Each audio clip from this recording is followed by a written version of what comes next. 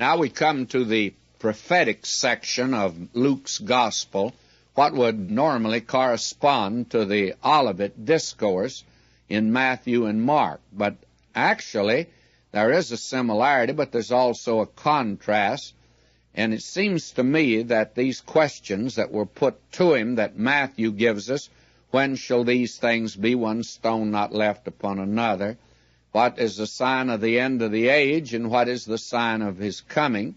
That you have just a little different construction here in Dr. Luke's Gospel, and that probably he spoke on this on several occasions, and certainly toward the end of his ministry he did. And what we probably have here is he answered the first questions of the disciple in Luke's account, and then later they came on the Mount of Olives and asked him in detail. Then he gave the more formal and complete statement. Be that as it may, however, Luke deals with one of the most practical aspects, and there's no mystery or speculation as to his meaning, because most of Luke's record is no longer prophecy, it's history. It's been fulfilled. After all, prophecy is the mold into which history is poured, and there's already been some pouring done here. With that in mind, let's come to this section. And he looked up and saw the rich men casting their gifts into the treasury, and he saw also a certain poor widow casting in thither 2 mites. And he said, Of a truth I say unto you, that this poor widow hath cast in more than they all, for all these have of their abundance cast in unto the offerings of God. But she of her penury hath cast in all the living that she had. Now, compared to the wealth of that temple, and it was a wealthy temple, her gift didn't amount to very much. Frankly, it didn't. The 2 little old coppers that she dropped in actually didn't do very much in the upkeep of the temple. But our Lord doesn't measure your giving by that. He measures it not by what you give, but what you keep for yourself. That's a different way. You know, a great many people say, My, look how much he gives to the Lord's work. The Lord doesn't look at that. The Lord looks, My, look how much he's keeping for himself. And that is the way God measures it. That, again, is my reason for believing that today we're not under the tithe. That's what you give.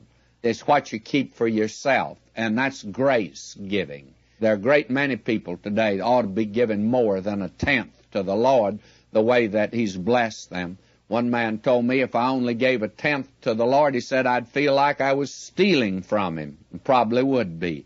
And he gives a great deal more, though, by the way.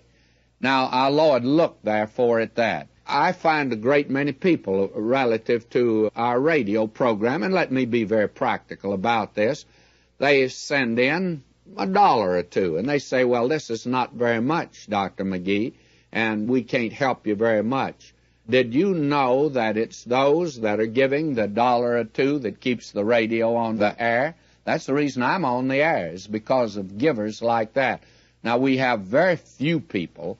You see, I don't appeal to the rich for some reason. I wish I knew how you can, but I don't. And as a result, why, we have a great company of $1 and $2 givers, and they give regularly, and that's what keeps the radio going. And when you look at our radio bill and look at the dollar, you say, well, that's not much. No, that's not much, but when you got a whole army of people that are doing that, it's a great deal more. And frankly, I'd like to have it that way. I appreciate the good givers, and I appreciate the good givers who are small givers also, because God's looking at the sacrifice, and it's the little giver that generally is making the real sacrifice.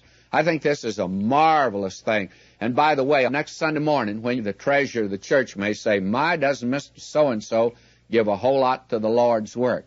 Well, what does God say? Now, he's looking at what you're keeping for yourself.